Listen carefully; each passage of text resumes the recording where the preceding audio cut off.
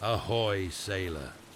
You're probably lying in bed right now, wondering what life was like back when the sea was boss, salt was seasoning, and soap was a rumor. Well, you're in luck, or maybe not, because tonight we're going to take a little trip back to the 1700s, when the ocean was both your employer and your executioner. Now don't get me wrong, there's plenty of romance in a tall ship silhouette, but trust me, that breeze you're dreaming of carried the scent of rot, sweat, and questionable choices. You think you'd survive a day out there? Let's just say, most folks these days wouldn't last till lunch, so close your eyes, breathe in slow, let the sound of the waves do their work, and I'll tell you a few things about why the sea was not your friend. You wake to the groan of timber and the slow sway of your hammock, like a cradle built by rope and resignation. The sun's not up yet, not that it matters. Down here, below deck, there's no sky, just shadows, snores, and the musky scent of 100 damp regrets. Your name's been shouted, or maybe someone kicked your hammer. You're not sure, but it's time to get up, and your back's already begging you not to. The canvas cradle has cut into your shoulder through the thin fabric of your shirt, and your neck's twisted like a knotted line. You stretch your legs and brush against something warm and snoring. That would be Wicks, a man with the hygiene of a swamp and the sleeping grace of a harpooned walrus. Now, Wicks isn't a bad fellow, just built like a barrel and twice as loud. He mutters something in his sleep, might be your name, might be the name of a former fishwife, it's hard to say, and rolls over with a wheeze. You shift to the edge of your hammock, avoiding the slick spot you're trying not to think about, and drop down to the creaking floor. The boards are cold, always cold. Your boots are wet, again, and so are your socks. Not from rain, not from a leak, but from the slow, constant sweat of the ship herself. She breathes in salt and sweats it right back out. You duck your head beneath a low beam and move through the sleeping quarters like a ghost. The men are packed like pickled herring, hammocks strung side by side, above, below, swinging in silent discord. Someone coughs, someone groans, someone else is already muttering a prayer to whatever sea god might be listening. There's no privacy, no personal space. Your worldly possessions are in a canvas bag the size of a pillowcase. Maybe you have a letter from home, already smudged and reread into nothingness. Maybe a lucky coin, or a locket with no picture, just the faint scent of lavender, long faded. You pass the galley on the way up, cold, quiet. No fire this early, not even the cook's awake yet, though you know he's already cursing the lot of you in his sleep. A pot sways from its hook, clinking in time with the motion of the sea. And then you reach the ladder, steep, slick, and never in the same mood twice. You climb it like you've done 100 times, but your foot slips anyway. You catch yourself. No one saw, thank Neptune. Pride is the only thing more fragile than rope out here.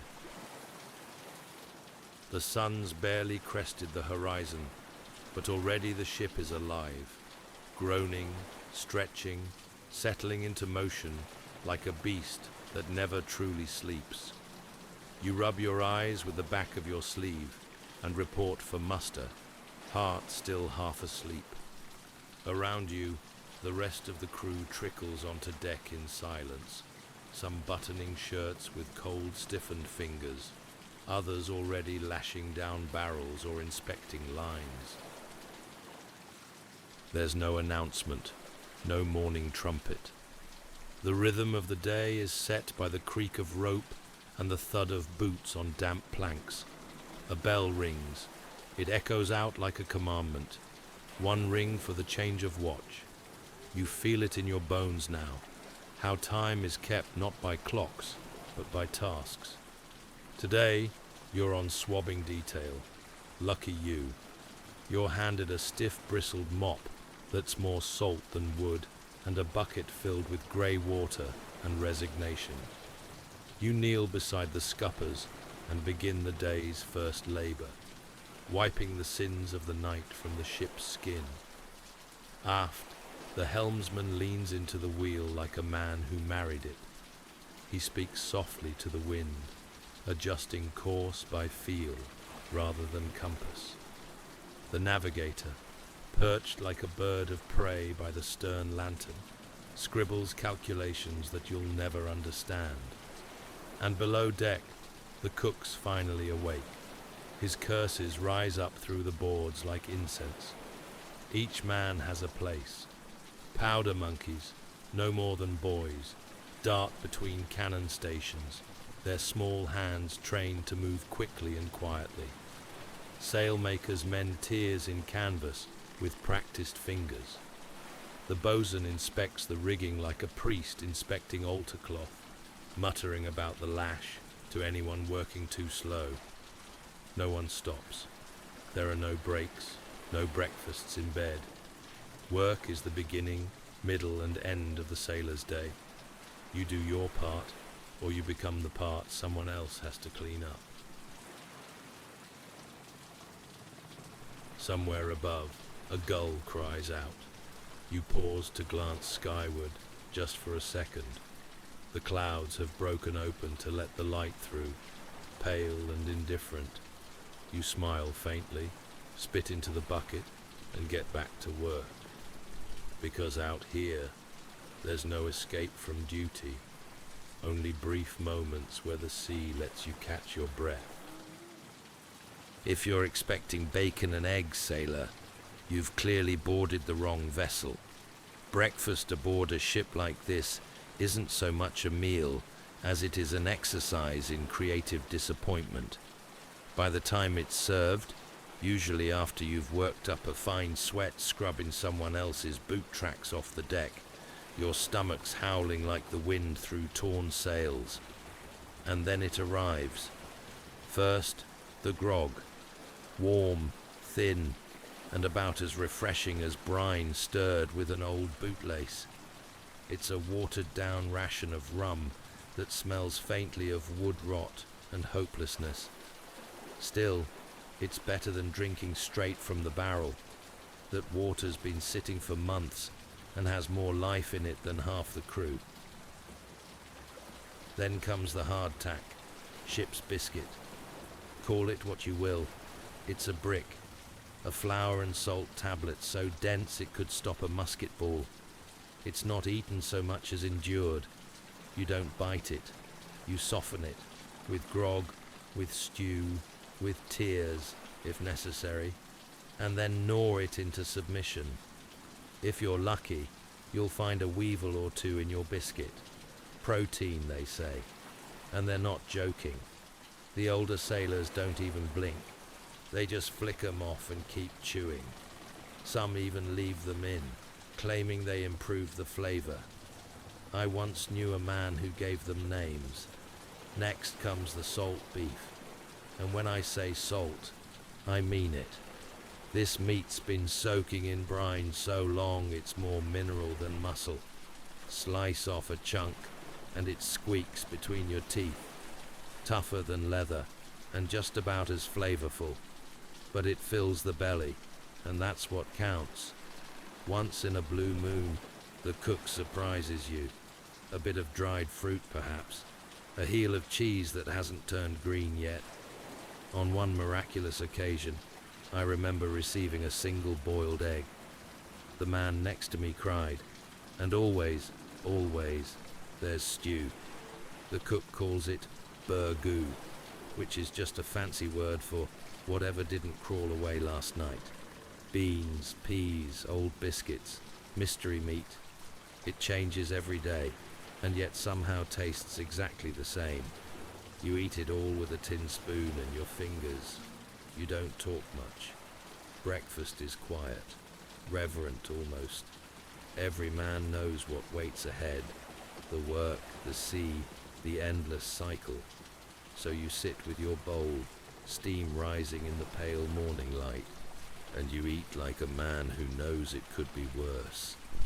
And out here, it usually is. The sea doesn't just wear you down with storms and work.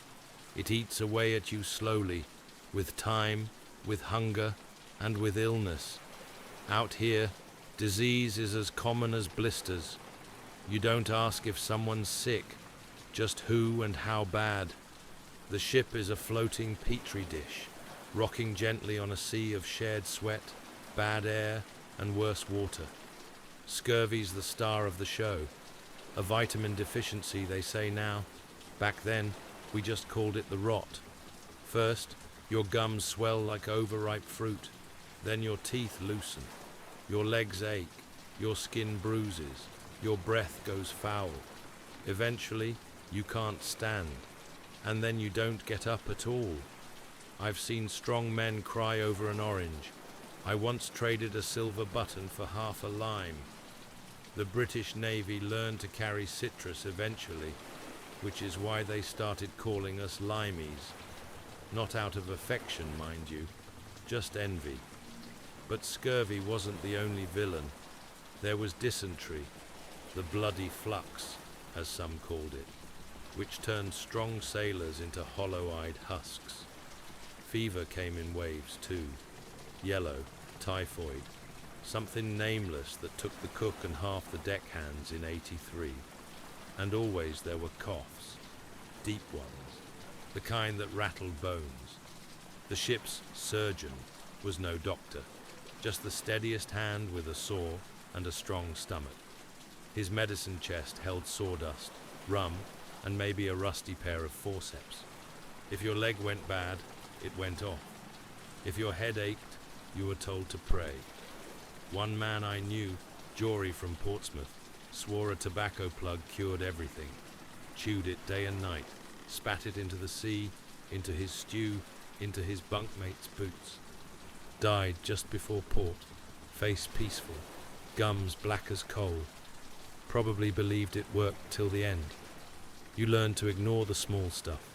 Headaches, rashes, dizziness. They were just background noise. If your bunkmate wasn't breathing, then you raised alarm. Otherwise, you minded your own spit bucket. Still, there were moments, brief, strange moments, where someone rallied. When a man you thought had one foot in the grave woke up demanding hardtack. We'd laugh, call him a ghost, pass him a cup of grog, and knock on wood. Because out here, healing was as mysterious as sickness, and staying alive, that was the real miracle. Discipline aboard a ship wasn't about fairness. It was about fear, order, and keeping the timber above the tide. A vessel couldn't afford disorder, not with sails to raise, cannons to load, and storms always looming just beyond the horizon. So when a man stepped out of line, the punishment came swift, public, and brutal. The cat-o'-nine-tails was the favored tool, 9 knotted cords, each one a snake with a bite. It wasn't just meant to hurt, it was meant to mark you. 1 lash could tear skin, 3 could break a man. I've seen strong sailors weep after the 2nd, bite through leather after the 4th. 10 lashes was standard. Anything more was a warning to the rest. The crew was always made to watch. That was the point. A flogging wasn't private justice. It was theatre. A reminder of who held the whip and who did not. But there were other methods too. Keel hauling, though rare, was still whispered about. Tied by rope, a man would be dragged under the ship's barnacled belly, sometimes from port to starboard. Most didn't survive. Those who did emerged scraped raw, eyes wide, lungs half full of brine. It was less a punishment than a near-drowning ritual. There was also ration cutting, denying a man his grog or biscuit, or lashing him to the mast in a storm, soaked to the bone, while lightning cracked above like the devil's whip. Not every captain was cruel, but even the kind ones had to be stern. A ship was no place for softness. You had to keep men afraid enough not to mutiny, but not so afraid they'd throw you overboard in your sleep. Old Marek, a captain I once served under, used humiliation instead.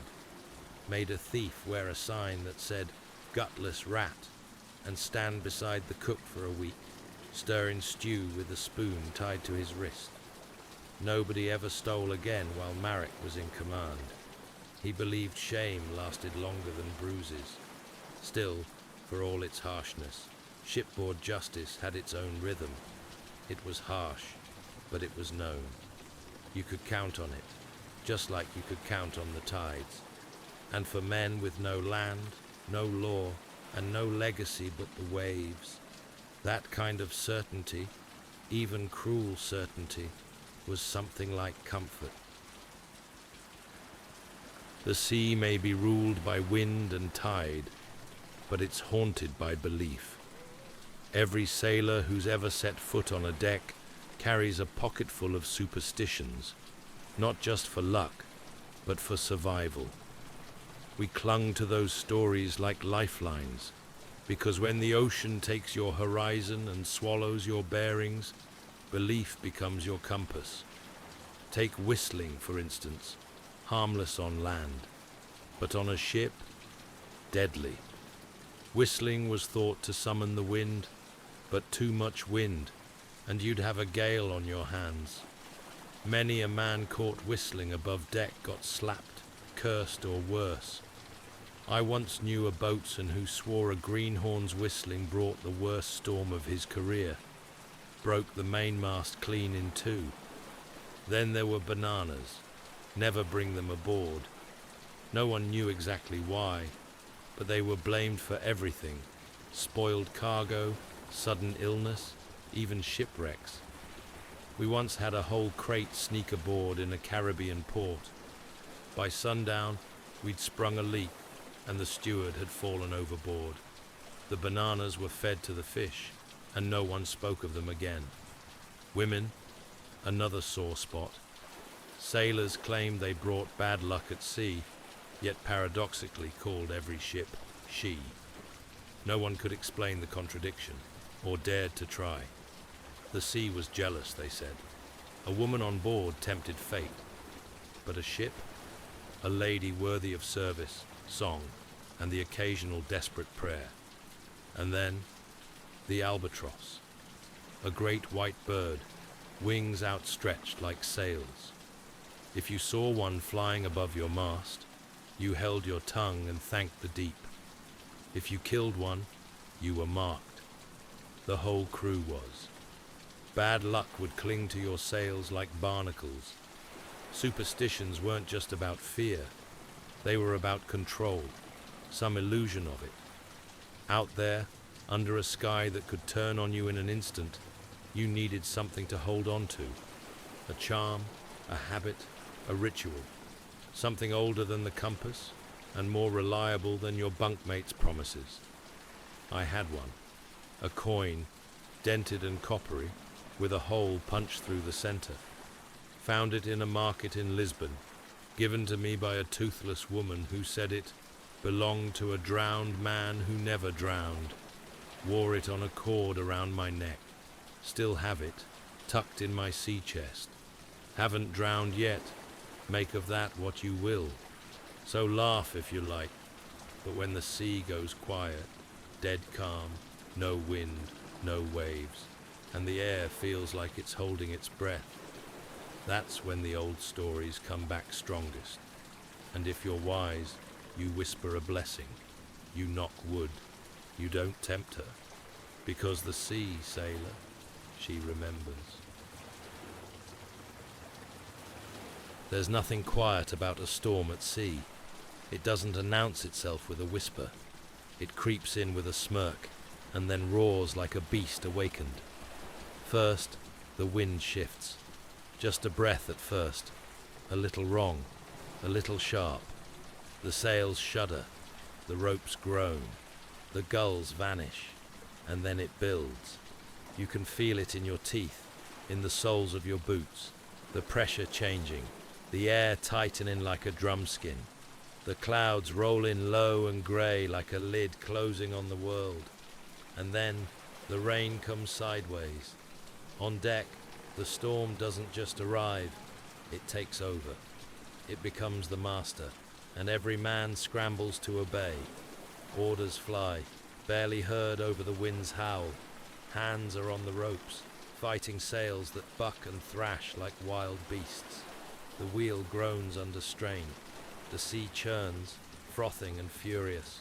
Water comes from everywhere, above, below, beside.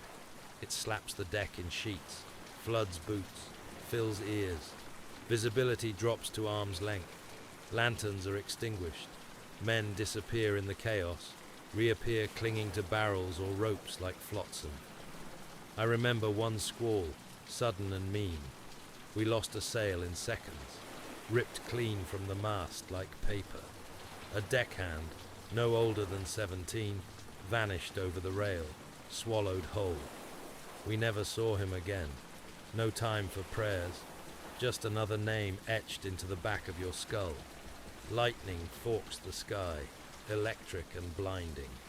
Thunder follows close, shaking the bones of the ship. You hold the rail with all you've got, and pray the lashings hold. Or you laugh. Some men laugh when they're scared, some singing. One old sailor I knew hummed lullabies in storms, said it kept the fear out of his throat. But storms don't last forever. They rage, they scream, they test your bolts and your spirit. And then, just like that, they move on. In the silence that follows, the crew gathers breathless, drenched, bruised, and grateful. You check the damage, you count the heads, you patch what you can, and you thank the ship, because she made it through. And so did you, for now. Now, you'd think the sea was all storms and scrapes and grand adventure, but most days, it was the boredom that got you. Hours stretched like rope in the sun, slow, fraying, endless. You'd finish your shift, stow your tools, and then face your greatest adversary, time. Not minutes or hours, but days blurring into each other like fog on the horizon. Some passed the time carving scrimshaw, little works of art scratched into whalebone or driftwood. Others told stories, most of them lies, or at least heavily edited truths. A popular one was about a pirate who buried his treasure in a lighthouse, only to die building it. We heard it 100 times, but every sailor told it like he was the one who found the bones. There were games too, dice, cards, simple bets over who could catch the fattest rat. I once watched 2 men argue for 3 days straight over the rules of a game neither of them remembered starting. They ended up agreeing it was a draw and shared a biscuit. Songs helped, not the cheerful kind. Sea shanties were rhythmic, raw, full of work and weariness, sung to pass time while hauling rope, patching sails, or waiting out the sun. Some men had good voices, most didn't. We sang anyway, and then there was the staring, out to sea, into the sky, at the wall, at the water dripping from a knot of rope, one drop at a time. Some men would speak to the ship like she was listening. Others talked to themselves. Some just sat still, quiet as ghosts. You'd think that much empty time would make a man reflective, and sometimes it did. But more often, it just made him restless, short-tempered, homesick for places he didn't even like. You'd pick fights over nonsense. Who took whose soap, who farted near the rum barrel, who dared whistle after dark. I remember a week of calm seas so still, we thought time had stopped. The sails hung limp, the ocean was a mirror, and we were prisoners of routine, staring at the same boards, the same faces, the same damn knot in the railing. Out here, boredom wasn't quiet. It was loud in its own way. The itch under your skin, the clench in your teeth, the storm that built slowly behind the eyes. And yet, we survived it, with songs and stories and whatever was left in the bottom of the grog cup, because on a ship, even silence has a tide. You're never truly alone on a ship, and I'm not talking about the crew. The moment you step aboard, you inherit a second crew, one that scurries, chews, and gnaws, rats, roaches, weevils, uninvited passengers that go where food goes. And at sea, that's anywhere a barrel, a crate, or a crumb might be.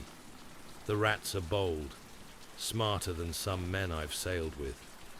I've seen one hop from beam to beam above the galley, dodging pots and ladles like it had memorized the cook's routine. Another learned to pop the lid off the grain barrel.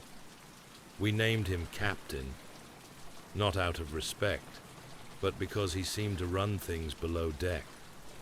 Weevils were a given, in the biscuits, in the grain, probably in our dreams. You didn't bother picking them out. You got used to the crunch. It was either eat the bugs or go hungry. And trust me, sailor, hunger has no manners. Roaches were the worst, the flying kind, with wings like parchment and a knack for showing up just as you'd sat down with something resembling a meal.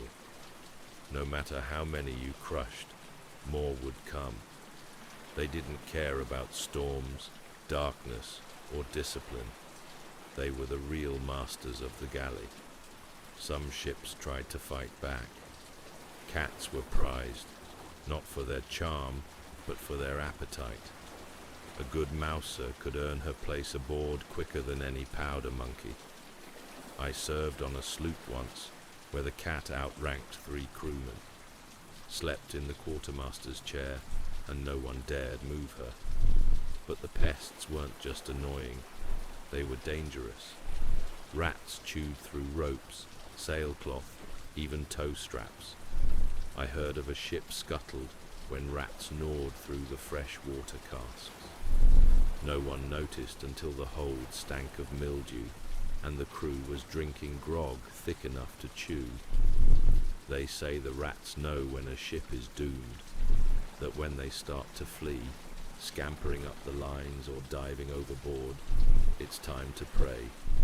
I've seen it once, in a harbour outside Kingston. Quiet morning, calm tide, and 6 rats vanished into the water. 2 days later, the ship burned from stem to stern. Cargo fire, they said, but the rats knew. So yes, sailor, we had our shipmates in uniforms and hammocks, and the others in shadows and cracks, all of us chasing scraps, dodging death, and hoping the next wave didn't bring something worse. Because the sea doesn't just test your strength, it tests your tolerance. And sometimes that means sharing your bunk with a tail and 2 eyes staring back at you in the dark. After weeks at sea, the first glimpse of land hits harder than any storm. The coastline appears like a mirage, soft at first, then sharp with promise. Trees sway like dancers. The scent of dirt, real dirt, rides the breeze like perfume. And beneath it all, a humming in the crew's bones, anticipation. Shore leave wasn't a break, it was a release. The moment the gangplank hit the dock, men poured off the ship like water from a cracked barrel. Boots hit cobblestone with a rhythm somewhere between joy and desperation. There were errands to run, repairs, letters, resupply, but those weren't the draw. The draw was freedom, the kind that tasted like rum, smelled like sweat and spice, and came wrapped in the laughter of strangers. First stop, the tavern, always the tavern. Doors flung wide, tankards raised, songs shouted, coins spent fast and forgotten faster. You could lose a month's pay in an hour, and many did. No one cared. Land was for spending, not saving. Then came the brothels. Discreet or not, they were part of the ritual. Sailors didn't speak of them much aboard, but in port, stories flew faster than gulls. Arguments broke out over who saw whom and who owed what to which girl named Ruby. Fights were common too. Old grudges that simmered in cramped hammocks came to a boil in alleyways. One man insulted another's shanty voice once. It ended with 3 broken noses and a truce brokered by the barmaid. But shore leave wasn't all sin. Some men sought peace, a church pew, a letter home, a quiet meal under a dry roof. I once knew a sailor who spent every hour ashore reading the same book, front to back, then started again. Said it reminded him of who he used to be, and then the return. Always a strange thing walking back aboard. Pockets lighter, hearts heavier. Some came back staggering, some didn't come back at all. One time in Havana, we left without Jansen. Found love, he said, or maybe just got tired of running. We raised a drink to him, never saw him again. Shore leave was the reward, the temptation, the reminder that life existed beyond salt and sail. But it was also the test, to indulge without unraveling, to taste freedom without forgetting the oath to return. Because for all its danger and discomfort, the ship was home, and the sea always called you back. You didn't just serve aboard a ship, you served the ship. She wasn't a tool or a means of transport. She was a being, a beast, a stubborn, groaning, breathing creature made of timber, tar, and temperament. And just like any woman worth her salt, she demanded attention. Every plank had been walked, cursed, and patched. Every rope held the sweat of 100 hands. The masts stood like bones, tall and proud, creaking in protest with every wind. If the sails were wings, then the keel was her spine, curved and rigid, and keeping everything above death's reach. You didn't just walk on her, you learned her moods. You knew when she was tired, when something felt off. A hollow thump here, a loose rattle there. It wasn't noise, it was language. If she groaned in a storm, you listened. If she trembled in calm water, you paid attention. She had scars, marks where cannonballs had struck, dents from reef kisses, burn marks from a cook's mistake in '79. We'd patch her up with oak and pine, but the old wounds never fully vanished. You could trace them with your fingers and remember which battle, which storm, which drunken collision earned it. Some men loved the figurehead, the carved woman at the bow, arms outstretched, said she protected us. Others swore it was the wheel, that whoever held it held her heart. Me? I thought her soul lived in the bilge, down deep where everything settled, dirty, forgotten, essential. In calm seas, she was elegant. In high winds, vicious. We'd curse her when she bucked, pray to her when she listed, and when the storm passed, we'd praise her with hands and tools, caulking seams, tightening rigging, sanding splinters from the rail. I've sailed on more ships than I can count. Some were sleek, fast, some were clumsy tubs, but everyone had a personality. Everyone had a name that meant something to someone. You didn't mock her name. You didn't rename her lightly. That was bad luck, sure as salt. And when a ship was retired, burned, broken, or beached, a man might mourn her, as if she'd been alive, because in a way, she had been. She carried your food, your friends, your future. She kept you above the deep when nothing else could. So next time you see an old vessel bobbing at harbor, remember, she's not just wood and sail.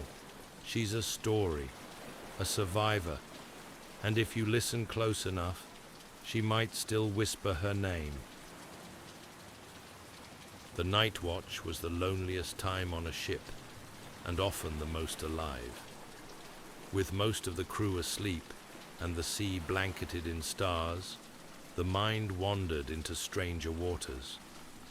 The dark had a way of loosening lips, especially when paired with the rhythm of waves and the lull of a half-empty mug. And that's when the stories came out. Tall tales, sea legends, and ghost-choked whispers passed down from sailor to sailor like secret currency. No one believed them, not entirely, but everyone listened. Because on the ocean, what else was there to do but listen for things that might be true? We told of the Flying Dutchman, a ship doomed to sail forever, never making port, its crew nothing but shadows in the mist. Some swore they'd seen her, sails glowing, hull slick with fog, passing silently in the night. One fellow claimed he saw her off Bermuda and lost 2 weeks of memory afterward. Convenient that. There were stories of mermaids too, but not the kind with kind eyes and combed hair. These sirens had teeth. They sang sailors off course and dragged them below. The old man who taught me knots said he once followed a voice overboard, only to wake up coughing seawater on a reef with no memory of how he got there. Said her eyes were green. Said he still dreamt of them. Then there were the sea beasts, krakens the size of islands, whales with harpoons for spines, fish with human faces. One tale claimed the sea itself once opened up and showed a sailor the stars from below. It wasn't all terror, though. Some stories were funny, about captains who wore wigs to bed in case of surprise visitors, about a crew that mistook a fog bank for land and threw a party on it, about a parrot that could curse in 6 languages and had to be muzzled every Sunday. And some tales were personal. We all had them. Strange lights, voices in the fog, dreams that felt too real, things we couldn't explain, things we didn't want to. Because at night, when the sea was black and endless, even the boldest sailor became a little boy again, peeking beneath the blanket, hoping the monsters weren't real, but telling himself just in case. He'd sleep with one eye open. The night watch was for watching, yes, but also for remembering and imagining, and hoping the stories stayed just that, stories. So, sailor, after all this, do you still think you'd last a day? You've felt the sting of the salt, heard the groan of the mast, tasted the weevil biscuits and dodged the flying roaches. Maybe you've even smiled through it, in that strange way sailors do when everything's falling apart and yet the ship sails on. Most folks romanticize the sea. Can't blame them. It looks good in paintings, sounds noble in songs, but living it, that's a different tale. The sea doesn't want your dreams. She wants your skin, your strength, your silence. And yet, for all that, I'd still go back. I've crossed waters so blue it hurt to look at, slept beneath stars so close I thought I could fish for them. I've shared meals with men who had nothing and still offered half. I've seen lightning touch the sea like a kiss from the gods, and I've felt the quiet, that deep, honest quiet that only comes when you're hundreds of miles from everything you ever thought you needed. She teaches you, the sea, not kindly, but thoroughly. She teaches you how small you are, how loud your thoughts become when the wind dies, how strong you can be when there's no one else to lean on, and how to love a ship, really love her, like a friend who's carried your weight through every wave, every gale, every foolish choice. And when you come back, if you come back, land never feels the same. The ground's too still, the air's too quiet. You miss the creak of timber, the slap of rope, the curses in 6 languages. You miss the rhythm, the ritual, the raw, unfiltered purpose. So here we are, you and I, drifting together in this tale. Maybe you're still awake. Maybe you're already sailing your own dream sea, far away. Either way, I'll keep watch a little longer. That's what captains do. You rest now. The tide is out, and the stars are kind tonight. Sleep well, sailor.